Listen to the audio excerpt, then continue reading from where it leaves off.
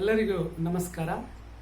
Myself doctor Haralu Bullappa, assistant professor in economics and head of the department, government first grade college, Hagaribommanahalli, from Bellary district. ಇವತ್ತು ನಾವು inflationary gap ಎನ್ನುವ ವಿಷಯದ ಬಗ್ಗೆ ಚರ್ಚಿಸೋಣ.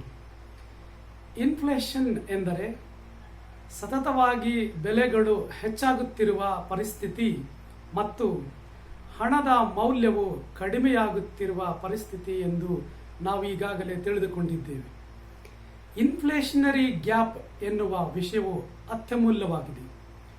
John Maynard ಕೇನ್ಸ್ ಅವರು ತಮ್ಮ ಅತ್ಯಮೂಲ್ಯ ಗ್ರಂಥವಾದ how to pay for war ಎನ್ನುವ ಪುಸ್ತಕದಲ್ಲಿ ಇನ್ಫ್ಲೇಷನರಿ ಗ್ಯಾಪ್, ಹಣದುಬ್ಬರದ ಅಂತರ ಎನ್ನುವ ವಿಷಯವನ್ನು ಅತ್ಯುತ್ತಮವಾಗಿ ವಿವರಿಸಿದ್ದಾರೆ. ಹಣದುಬ್ಬರದ ಅಂತರವೆಂದರೆ ಪ್ರಸ್ತುತ ಉತ್ಪಾದನೆಯಾದ ವಸ್ತುಗಳ ಮೌಲ್ಯದಲ್ಲಿ ಮತ್ತು ಅನುಭೋಗಿಯ ಕೊಂಡುಕೊಳ್ಳುವ ಸಾಮರ್ಥ್ಯ ಇವುಗಳ ಎರಡರ ನಡುವಿನ ವ್ಯತ್ಯಾಸವನ್ನು ಇನ್ಫ್ಲೇಷನರಿ ಗ್ಯಾಪ್ ಅಥವಾ ಹಣದುಬ್ಬರದ ಅಂತರ ಎಂದು ಕರೆಯಲಾಗುತ್ತದೆ. ಪ್ರಸ್ತುತ ವಸ್ತುಗಳ ಮೌಲ್ಯ ಮತ್ತು ಹಿಂದಿನ ಉತ್ಪಾದಿತ ವಸ್ತುಗಳ ಮೌಲ್ಯ, ಈ ಹಿಂದೆ ಉತ್ಪಾದಿತವಾದ ವಸ್ತುಗಳ ಮೌಲ್ಯವನ್ನು ಅನುಭೋಗಿಯ ಎಕ್ಸ್ಪೆಕ್ಟೆಡ್ ಎಕ್ಸ್ಪೆಂಡಿಚರ್ ಇವುಗಳ ಮೌಲ್ಯದೊಂದಿಗೆ ಹೋಲಿಕೆ ಮಾಡುವಾಗ ಅವೆರಡರ ನಡುವಿನ ಅಂತರವನ್ನು ನಾವು ಇನ್ಫ್ಲೇಷನರಿ ಗ್ಯಾಪ್ ಎಂದು ಕರೆಯಬಹುದು. ಉತ್ಪನ್ನದ ಮೌಲ್ಯದ ಆಧಾರದಲ್ಲಿ ವೆಚ್ಚ ಮತ್ತು ವಿನಿಯೋಗಿತ ಆದಾಯದ ನಡುವಿನ ಕ್ರಿಯಾಶೀಲ ಸಂಬಂಧವನ್ನು ಇನ್ಫ್ಲೇಷನರಿ ಗ್ಯಾಪ್ ಎಂದು ಕರೆಯುತ್ತಾರೆ. Inflationary gap, it is a functional relationship between expected income to expense and the present expenditure. The difference between present expenditure and the expected expenditure, this is the functional relationship between them is called as an inflationary gap ಎಂದು ಕರೆಯಲಾಗುತ್ತದೆ. ಮುಂಚಿನ ಬೆಲೆಗಳಲ್ಲಿ ಆರ್ಥಿಕತೆಯಲ್ಲಿ ಲಭ್ಯವಿರುವ ಸರಕು ಸೇವೆಗಳ ಮೌಲ್ಯವು ಅಧಿಕ ಪ್ರಮಾಣದಲ್ಲಿ ಕೊಳ್ಳುವ ಶಕ್ತಿಯನ್ನ ಹಣದುಬ್ಬರವು ಅದರ ವ್ಯತ್ಯಾಸದ ಮೂಲಕ ತೋರಿಸಿಕೊಡುತ್ತದೆ. ಅಂದರೆ ಲಭ್ಯವಿರುವ ಸರಕು ಸೇವೆಗಳ ಮೌಲ್ಯಕ್ಕಿಂತ ಅಧಿಕ ಪ್ರಮಾಣದಲ್ಲಿ ಕೊಳ್ಳುವ ಶಕ್ತಿ ಹೊಂದಿರುವುದನ್ನು ಹಣದುಬ್ಬರವೆಂದು ಕರೆಯುತ್ತಾರೆ. ಉದಾಹರಣೆಯಾಗಿ, ಪ್ರಸ್ತುತವಾಗಿರುವ ಅನುಭೋಗಿಗಳ ಕೊಂಡುಕೊಳ್ಳುವ ಸಾಮರ್ಥ್ಯವು ಈ ಹಿಂದೆ ಉತ್ಪಾದಿತ ವಸ್ತುಗಳ ಮೌಲ್ಯಕ್ಕಿಂತ ಅಧಿಕವಾಗಿದ್ದರೆ ಈ ಕೊಂಡುಕೊಳ್ಳುವ ಸಾಮರ್ಥ್ಯ ಮತ್ತು ವಸ್ತುಗಳ ಹಿಂದಿನ ಮೌಲ್ಯದ ನಡುವಿನ ವ್ಯತ್ಯಾಸವನ್ನು ನಾವು ಇನ್ಫ್ಲೇಷನರಿ ಗ್ಯಾಪ್ ಎಂದು ಕರೆಯುತ್ತೇವೆ. ಇನ್ನೊಂದು ಅರ್ಥದಲ್ಲಿ ಹೇಳುವುದಾದರೆ, ಮೂಲ ಬೆಲೆಗಳಲ್ಲಿ ಅಂದರೆ ಬೇಸಿಕ್ ಪ್ರೈಸಸ್ ದೊರೆಯಬಹುದಾದಂಥ ಒಟ್ಟು ಉತ್ಪನ್ನಕ್ಕಿಂತ ನಿರೀಕ್ಷಿತ ವೆಚ್ಚವು ಅಧಿಕ ಪ್ರಮಾಣದಲ್ಲಿದ್ದರೆ ಅದನ್ನು ಹಣದುಬ್ಬರ ಎಂದು ಕರೆಯಲಾಗುತ್ತದೆ. ಮೂಲ ಬೆಲೆಗಳು ಮತ್ತು ಒಬ್ಬ ಅನುಭೋಗಿಯು ಖರ್ಚು ಮಾಡಬಹುದಾದ ವೆಚ್ಚ, expected expenditure, the base prices, the difference between base prices and expected expenditure of a consumer, this is the gap is called as in inflationary gap ಅಥವಾ ಹಣದುಬ್ಬರದ ಅಂತರವೆಂದು ಕರೆಯಲಾಗುತ್ತದೆ. ಇನ್ನೊಂದು ಅರ್ಥದಲ್ಲಿ ಸ್ಪಷ್ಟವಾಗಿ ನಾವು ತಿಳಿದುಕೊಳ್ಳಬಹುದಾದ ವಿಷಯವೆಂದರೆ, ಸ್ಥಿರ ಬೆಲೆಗಳಲ್ಲಿ ಲಭ್ಯವಿರುವ ವಸ್ತುಗಳ ಪೂರೈಕೆಯ ಪ್ರಮಾಣಕ್ಕಿಂತ ಬೇಡಿಕೆಯು ಅಧಿಕವಾಗಿರುವ ಪರಿಸ್ಥಿತಿಯನ್ನ ಹಣದುಬ್ಬರವೆಂದು ಕರೆಯಲಾಗುತ್ತದೆ. ಅಂದರೆ ಈ ಹಿಂದೆ ಲಭ್ಯವಿರುವ ವಸ್ತುಗಳ ಪೂರೈಕೆಯ ಪ್ರಮಾಣಕ್ಕಿಂತ ಬೇಡಿಕೆಯ ಪ್ರಮಾಣವು ಅಧಿಕವಾಗಿದ್ದರೆ ಅದರ ನಡುವಿನ ವ್ಯತ್ಯಾಸವನ್ನ ಹಣದುಬ್ಬರದ ಅಂತರವೆಂದು ಕರೆಯಲಾಗುತ್ತದೆ. ಉದಾಹರಣೆಯಾಗಿ, ಅನುಭೋಗಿಗಳ ಹಾಗೂ ರಾಷ್ಟ್ರೀಯ ಆದಾಯದ ನಡುವಿನ ವ್ಯತ್ಯಾಸದ ಮೂಲಕ ಒಂದು ಉದಾಹರಣೆಯಲ್ಲಿ ನಾವು ಅದನ್ನು ತಿಳಿದುಕೊಳ್ಳಬಹುದಾಗಿದೆ. ಉದಾಹರಣೆಯಾಗಿ ಒಂದು ಜನ ಸಮುದಾಯದ ವಿನಿಯೋಜಿತ ಆದಾಯ 500 ಕೋಟಿ ಎಂದು ಉದಾಹರಣೆಯಾಗಿ ತೆಗೆದುಕೊಂಡರೆ, ಅದೇ ವಿಷಯದಲ್ಲಿ ಒಂದು ರಾಷ್ಟ್ರದ ಒಟ್ಟು ರಾಷ್ಟ್ರೀಯ ಆದಾಯದ ಮೌಲ್ಯ 400 ಕೋಟಿ ಎಂದು ಪರಿಗಣಿಸಿದರೆ, ಜನ ಸಮುದಾಯದ ಆದಾಯ ಅಥವಾ ಕೊಂಡುಕೊಳ್ಳುವ ಸಾಮರ್ಥ್ಯ 500 ಕೋಟಿ, ಒಂದು ರಾಷ್ಟ್ರದ ರಾಷ್ಟ್ರೀಯ ಆದಾಯವು 400 ಕೋಟಿ ಆದರೆ, ಈ ಎರಡರ ನಡುವಿನ ವ್ಯತ್ಯಾಸ ಅಂದರೆ ಒಂದು ಜನ ಸಮುದಾಯದ ವಿನಿಯೋಜಿತ ಆದಾಯದಲ್ಲಿ ರಾಷ್ಟ್ರೀಯ ವರಮಾನವನ್ನ ಕಳೆದಾಗ ದೊರೆಯುವ ಮೊತ್ತವನ್ನು ಇನ್ಫ್ಲೇಷನರಿ ಗ್ಯಾಪ್ ಅಥವಾ ಹಣದುಬ್ಬರದ ಅಂತರವೆಂದು ಕರೆಯಲಾಗುತ್ತದೆ. ಜನ ಸಮುದಾಯದ ಒಟ್ಟು ವಿನಿಯೋಜಿತ ಆದಾಯ 500 ಕೋಟಿಯಲ್ಲಿ ಒಟ್ಟು ರಾಷ್ಟ್ರೀಯ ಆದಾಯ 400 ಕೋಟಿಯನ್ನ ಕಳೆದಾಗ 100 ಕೋಟಿಯ ಅಂತರ ಉಂಟಾಗುತ್ತದೆ. ಈ 100 ಕೋಟಿಯ ಅಂತರ ಹಣದುಬ್ಬರವಾಗಿ ಪರಿಣಮಿಸುತ್ತದೆ. ಈ ಹಣದುಬ್ಬರದ ಅಂತರ ಹಣದುಬ್ಬರದ ಪರಿಣಾಮಕ್ಕಿಂತಲೂ ಅತಿ ಹೆಚ್ಚು ಪ್ರಾಮುಖ್ಯತೆಯನ್ನ ಹಾಗೂ ಹೆಚ್ಚು ಪರಿಣಾಮವನ್ನ ಆರ್ಥಿಕತೆಯ ಮೇಲೆ, ಮಾರುಕಟ್ಟೆಯ ಮೇಲೆ, ಉತ್ಪಾದನೆಯ ಮೇಲೆ, ವೆಚ್ಚಗಳ ಮೇಲೆ ಸಂಭವಿಸುವ ಸಾಧ್ಯತೆಗಳಿರುವುದರಿಂದ ಪ್ರತಿಯೊಬ್ಬ ಅರ್ಥಶಾಸ್ತ್ರಜ್ಞನು ಹಾಗೂ ಅರ್ಥಶಾಸ್ತ್ರದ ವಿದ್ಯಾರ್ಥಿಯು, ಅನುಭೋಗಿಯು ಮತ್ತು ಅವನ ನಿಯೋಜಿತ ಆದಾಯವು ಹಾಗೂ ಪ್ರಸ್ತುತ ವಸ್ತುಗಳ ಮೌಲ್ಯವು ಅವೆರಡರ ನಡುವಿನ ಸಂಬಂಧವನ್ನ, ಅನುಭೋಗಿಯ ವ್ಯತ್ಯಾಸವನ್ನ ಇನ್ಫ್ಲೇಷನರಿ ಗ್ಯಾಪ್ ತಿಳಿಸಿಕೊಡುತ್ತದೆ. ಹೀಗೆ ಇನ್ಫ್ಲೇಷನರಿ ಗ್ಯಾಪ್ ಇನ್ನೂ ಸುಲಭ ಅರ್ಥದಲ್ಲಿ ಹೇಳುವುದಾದರೆ, ಈ ಹಿಂದೆ ಒಂದು ಪೆನ್ನಿನ ಅಥವಾ ಈ ಪೆನ್ನಿನ ಬೆಲೆ 5 ರೂಪಾಯಿಗಳಿದ್ದ ಇದ್ದರೆ, ಇದರ ಮೂಲ ಬೆಲೆ 5 ರೂಪಾಯಿ ಈ ಹಿಂದೆ ಇದ್ದರೆ, ಈಗ ಪ್ರಸ್ತುತವಾಗಿ ಇದೇ ಪೆನ್ನಿನ ಬೆಲೆ 10 ರೂಪಾಯಿಗಳಿದ್ದರೆ, ಈ 5 ರೂಪಾಯಿ ಮತ್ತು 10 ರೂಪಾಯಿಗಳ ನಡುವಿನ ಅಂತರ 5 ರೂಪಾಯಿಗಳಾಗಿರುತ್ತದೆ. ಈ 5 ರೂಪಾಯಿ ಇನ್ಫ್ಲೇಷನರಿ ಗ್ಯಾಪ್ ಆಗಿರುತ್ತದೆ. ಮೂಲ ಬೆಲೆ 5 ರೂಪಾಯಿ, ಪ್ರಸ್ತುತ ಬೆಲೆ 10 ರೂಪಾಯಿ. 10 ರೂಪಾಯಿ ಪ್ರಸ್ತುತ ಬೆಲೆಯಲ್ಲಿ ಮೂಲ ಬೆಲೆಯ ಮೌಲ್ಯವನ್ನು ಕಳೆದಾಗ 5 ರೂಪಾಯಿ ಹೆಚ್ಚುವರಿಯಾಗಿರುವುದರಿಂದ ಇದನ್ನು ಇನ್ಫ್ಲೇಷನರಿ ಗ್ಯಾಪ್ ಅಂದರೆ ಜನರ ಕೊಂಡುಕೊಳ್ಳುವ ಸಾಮರ್ಥ್ಯದ ಪ್ರಮಾಣ ಪ್ರಸ್ತುತವಾಗಿ ಅಧಿಕವಾಗಿದ್ದು, ಪ್ರಸ್ತುತ ಉತ್ಪಾದಿತ ವಸ್ತುಗಳ ಮೌಲ್ಯದ ಪ್ರಮಾಣಕ್ಕಿಂತ ಜನರ ಕೊಂಡುಕೊಳ್ಳುವ ಶಕ್ತಿಯೇ ಅಧಿಕವಾಗಿರುತ್ತದೆ. ಇದು ಅನುಭೋಗಿಗಳ ಆದಾಯ ಮತ್ತು ಮಾರುಕಟ್ಟೆಗಳ ಬೆಲೆಗಳ ಮೇಲೆ ಪರಿಣಾಮ ಬೀರುತ್ತದೆ. ಆದ್ದರಿಂದ ಕೇನ್ಸ್ ಅವರು ಈ ಇನ್ಫ್ಲೇಷನರಿ ಗ್ಯಾಪ್ ವಿಷಯವನ್ನು ಸ್ಪಷ್ಟವಾಗಿ ವಿವರಿಸಿದ್ದಾರೆ. ಈ ಇನ್ಫ್ಲೇಷನರಿ ಗ್ಯಾಪ್ ಅತ್ಯಂತ ಪ್ರಮುಖವಾದ ಒಂದು ವ್ಯವಸ್ಥೆಯಲ್ಲಿ ಪರಿಣಾಮ ಬೀರುತ್ತದೆ. ಇನ್ಫ್ಲೇಷನರಿ ಗ್ಯಾಪ್ ಒಂದು ರಾಷ್ಟ್ರದಲ್ಲಿ ನಿರುದ್ಯೋಗದ ಪ್ರಮಾಣದ ಸ್ಥಿತಿ ಇದ್ದಾಗ ಈ ಇನ್ಫ್ಲೇಷನರಿ ಗ್ಯಾಪ್ ಅನುಕೂಲ ಪರಿಸ್ಥಿತಿಯನ್ನು ಉಂಟು ಮಾಡುತ್ತದೆ.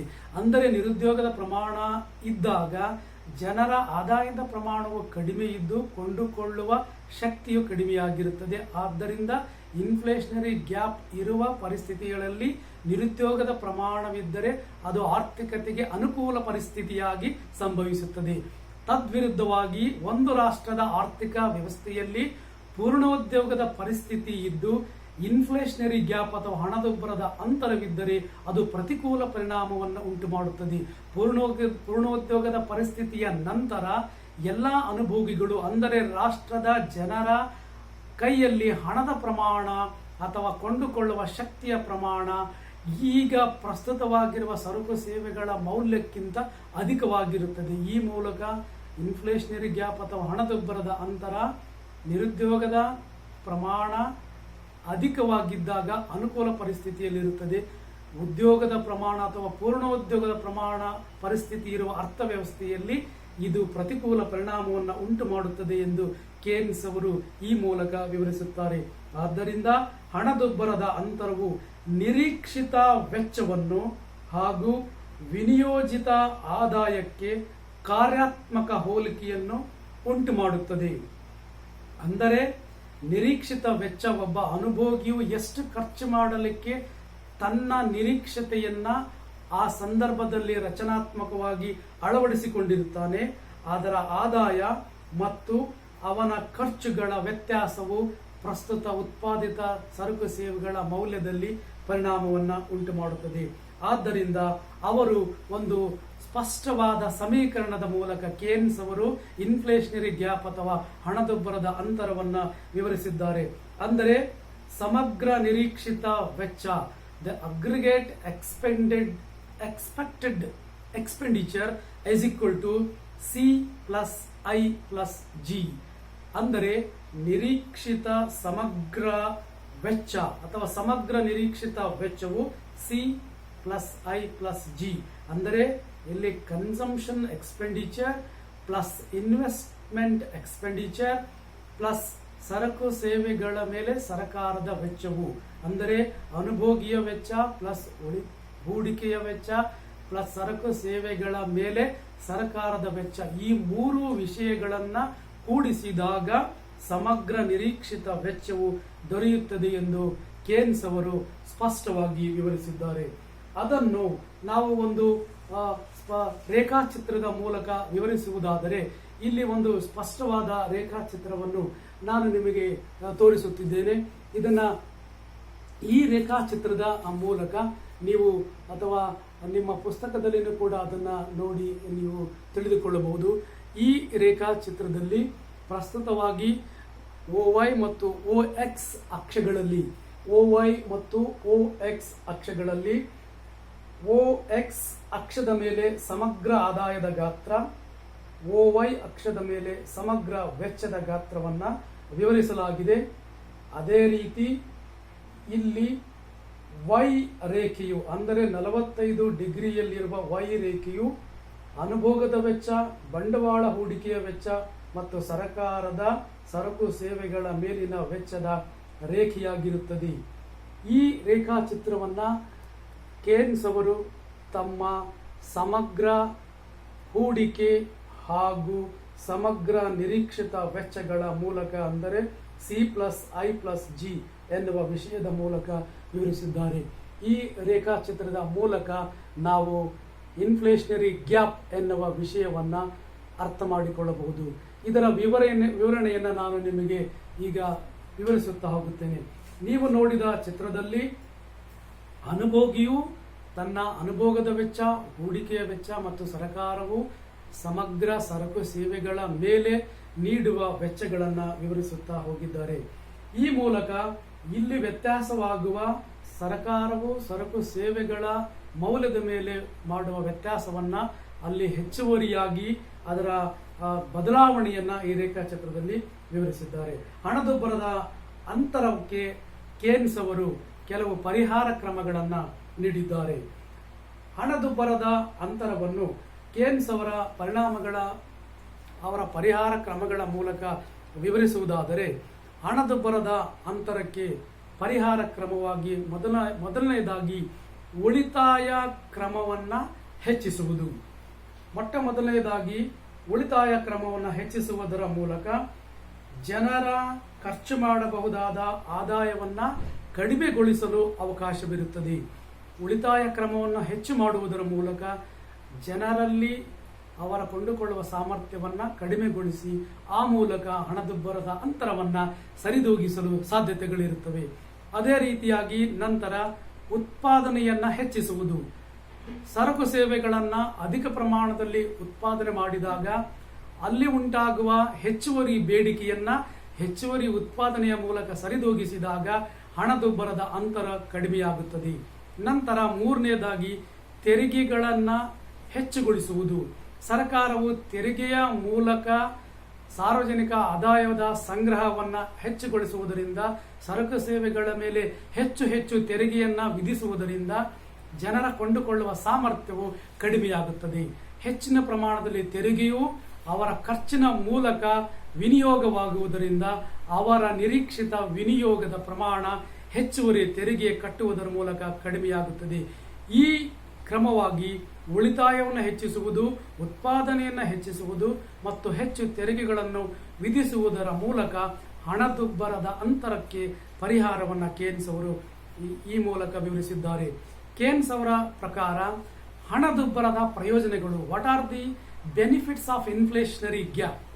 ಅವರ ಪ್ರಕಾರ ಹೇಳುವುದಾದರೆ ಕೇನ್ಸ್ ಅವರು ಮುಖ್ಯವಾಗಿ 3 ಕ್ರಮಗಳ ಮೂಲಕ ಹಣದುಬ್ಬರದ ಅಂತರದ ಪ್ರಯೋಜನಗಳನ್ನು ವಿವರಿಸುತ್ತಾ ಹೋಗಿದ್ದಾರೆ.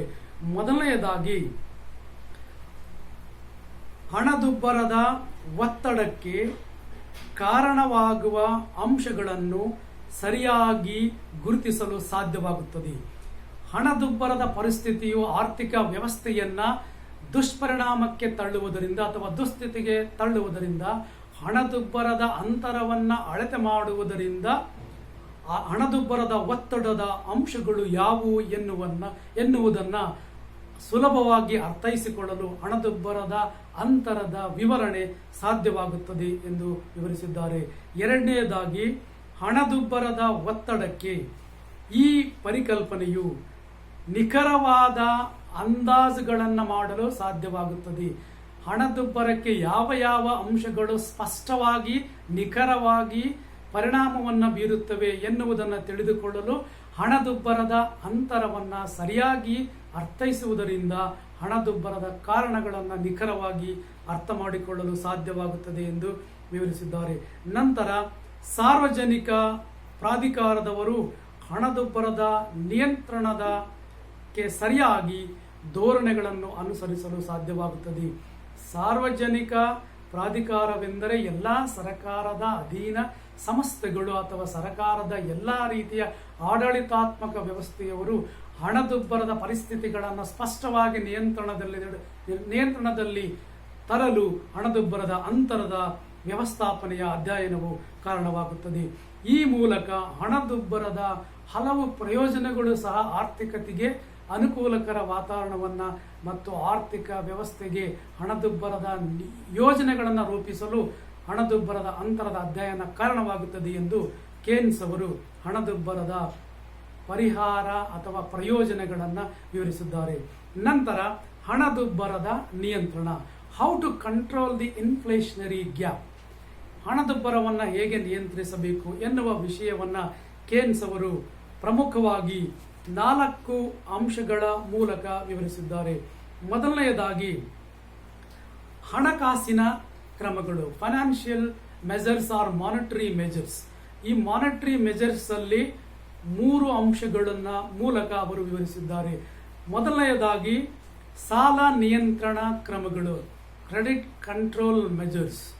ಇನ್ಫ್ಲೇಷನರಿ ಗ್ಯಾಪ್ ಅಥವಾ ಹಣದುಬ್ಬರ ಅದನ್ನು ನಿಯಂತ್ರಿಸಲು ಸರ್ಕಾರವು ಸಾಲದ ವ್ಯವಸ್ಥೆ ಮತ್ತು ಸಾಲದ ಯೋಜನೆಗಳ ನಿಯಂತ್ರಣ ಕ್ರಮಗಳನ್ನು ಅನುಸರಿಸುವುದರ ಮೂಲಕ ಜನರ ಕೊಂಡುಕೊಳ್ಳುವ ಶಕ್ತಿಯನ್ನು ಕಡಿಮೆಗೊಳಿಸಿ ಆ ಮೂಲಕ ಹಣದುಬ್ಬರದ ಅಂತರವನ್ನು ಕಡಿಮೆಗೊಳಿಸಬಹುದು ಎಂದು ವಿವರಿಸಿದ್ದಾರೆ. ಎರಡನೆಯದಾಗಿ, ಅನಾಣ್ಯೀಕರಣ, ಡಿಮಾನಿಟೈಸೇಷನ್. ಈ ಡಿಮಾನಿಟೈಸೇಷನ್ ಅನ್ನ ಪ್ರಸ್ತುತ ಅರ್ಥವ್ಯವಸ್ಥೆಯಲ್ಲಿ ವಿಸ್ತೃತ ರೂಪವನ್ನ ಇದು ಅನೇಕ ವಿವಿಧ ರೀತಿಯ ವಿವರಣೆಗಳನ್ನು ಪಡೆದುಕೊಂಡಿದೆ. ಈ ಕಾಲದಲ್ಲಿ ಡಿಮಾನಿಟೈಸೇಷನ್ ಎಂದರೆ ಪ್ರಸ್ತುತ ಜಾರಿಯಲ್ಲಿರುವ ದೊಡ್ಡ ಪ್ರಮಾಣದ ಕರೆನ್ಸಿಗಳನ್ನು ರದ್ದುಗೊಳಿಸುವುದು. ಅಂದರೆ ಭಾರತದಲ್ಲಿ ಈ ಹಿಂದೆ ಜಾರಿಯಾದ 1000 ಮುಖಬೆಲೆಯ ನೋಟುಗಳು ಮತ್ತು 500 ಮುಖಬೆಲೆಯ ನೋಟುಗಳನ್ನು ತತ್ಕ್ಷಣ ರದ್ದುಗೊಳಿಸಿ ನಂತರ ಆ ನೋಟುಗಳಿಗೆ ಬದಲಾಗಿ ಬೇರೆ ಮುಖಬೆಲೆಯ ನೋಟುಗಳನ್ನು ಜಾರಿಗೊಳಿಸುವುದಕ್ಕೆ ನಾವು ಅನಾಣ್ಯೀಕರಣ, ಡಿಮಾನಿಟೈಸೇಷನ್ ಎಂದು ಕರೆಯುತ್ತೇವೆ. ಅರ್ಥವ್ಯವಸ್ಥೆಯಲ್ಲಿ ಕಾಳಧನ ಅಂದರೆ ಬ್ಲ್ಯಾಕ್ ಮನಿ, ಟ್ಯಾಕ್ಸ್ ಇವ್ಯಾಷನ್ಸ್, ತೆರಿಗೆಗಳ್ಳರು ಅರ್ಥವ್ಯವಸ್ಥೆಯಲ್ಲಿ ಮತ್ತು ಕಪ್ಪು ಹಣ ಸಂಗ್ರಹ ಮಾಡುವವರ ಸಂಖ್ಯೆ ಅಧಿಕವಾದಾಗ ಯಾವುದೇ ಒಂದು ದೇಶವು ಡಿಮಾನಿಟೈಸೇಷನ್ ಅನ್ನು ಅಳವಡಿಸಿ ಆ ಪರಿಸ್ಥಿತಿಯನ್ನು ತಿಳಿಗೊಳಿಸಲು ಸಹಾಯ ಮಾಡುತ್ತದೆ. ಅದೇ ರೀತಿಯಾಗಿ ಡಿಮಾನಿಟೈಸೇಷನ್ ಮಾಡುವ ಮೂಲಕ ಜನರಲ್ಲಿರುವ ನಗದು ಹಣದ ಪ್ರಮಾಣವನ್ನು ಬದಲಾವಣೆಗೆ ಒಳಪಡಿಸುವುದರಿಂದ ಜನರ ನಿಯೋಜಿತ ವೆಚ್ಚ, ಎಕ್ಸ್ಪೆಕ್ಟೆಡ್ ಎಕ್ಸ್ಪೆಂಡಿಚರ್ ಮತ್ತು ಅವರ ಕೊಂಡುಕೊಳ್ಳುವ ಸಾಮರ್ಥ್ಯ ಅಂದರೆ ಅವರ ಪರ್ಚೇಸಿಂಗ್ ಪವರ್ಗಳನ್ನು ಹಿಡಿತದಲ್ಲಿ ಇಡುವುದರ ಮೂಲಕ ಹಣದುಬ್ಬರದ ಅಂತರವನ್ನು ಕಡಿಮೆಗೊಳಿಸಬಹುದು. ಮೂರನೆಯದಾಗಿ, ಹೊಸ ನೋಟುಗಳ ಚಲಾವಣೆ. ಈ ಹಿಂದೆ ಡಿಮಾನಿಟೈಸೇಷನ್ ಆದ ನಂತರ ಅನಿವಾರ್ಯವಾಗಿ ಹೊಸ ಕರೆನ್ಸಿಗಳು ಆಚರಣೆಗೆ ಬರುವುದರಿಂದ ಜನರ ವೆಚ್ಚದ ಯೋಜನೆಗಳು ಬದಲಾವಣೆಯಾಗುವುದರಿಂದ ಸಮಗ್ರ ಬೇಡಿಕೆ ಮತ್ತು ಪ್ರಸ್ತುತ ಉತ್ಪಾದನೆಯ ವ್ಯತ್ಯಾಸಗಳು ಕಡಿಮೆಯಾಗುತ್ತವೆ. ಈ ಮೂಲಕ ಈ ಮೂರು ಹಣಕಾಸಿನ ಕ್ರಮಗಳು ಅಂದರೆ ಸಾಲದ ನಿಯಂತ್ರಣ, ಡಿಮಾನಿಟೈಸೇಷನ್ ಮತ್ತು ಹೊಸ ನೋಟುಗಳ ಚಲಾವಣೆ. ನಂತರ ಎರಡನೆಯದಾಗಿ ರಾಜ್ಯ ಕೋಶದ ಕ್ರಮಗಳು, ಫಿಸಿಕಲ್ ಮೆಜರ್ಸ್ ಅಂದರೆ ರಾಜ್ಯಕೋಶೀಯ ಕ್ರಮಗಳು. ಒಂದು ರಾಷ್ಟ್ರವು ತೆರಿಗೆಗಳನ್ನು ವಿಧಿಸುವುದು, ತೆರಿಗೆಗಳನ್ನು ಸಂಗ್ರಹಿಸುವುದು, ಈ ಮೂಲಕ ರಾಜ್ಯಕೋಶ ನೀತಿಯನ್ನು ಅನುಸರಿಸುತ್ತದೆ. ರಾಜ್ಯಕೋಶ ನೀತಿಗಳಲ್ಲಿ ಮೊದಲನೆಯದಾಗಿ ಅನಾವಶ್ಯಕ ವೆಚ್ಚಗಳನ್ನು ಕಡಿತಗೊಳಿಸುವುದು. ಸರ್ಕಾರವು ಖರ್ಚು ಮಾಡುವ ಎಲ್ಲ ರೀತಿಯ ವೆಚ್ಚಗಳಲ್ಲಿ ಅನಾವಶ್ಯಕ ವೆಚ್ಚಗಳನ್ನು ಕಡಿತಗೊಳಿಸಿ ಅಭಿವೃದ್ಧಿ ವೆಚ್ಚಗಳನ್ನು ಮಾತ್ರ ಅಳವಡಿಸಿಕೊಳ್ಳುವುದರಿಂದ ಇನ್ಫ್ಲೇಷನರಿ ಗ್ಯಾಪ್ ಅನ್ನು ಕಡಿಮೆಗೊಳಿಸಬಹುದು.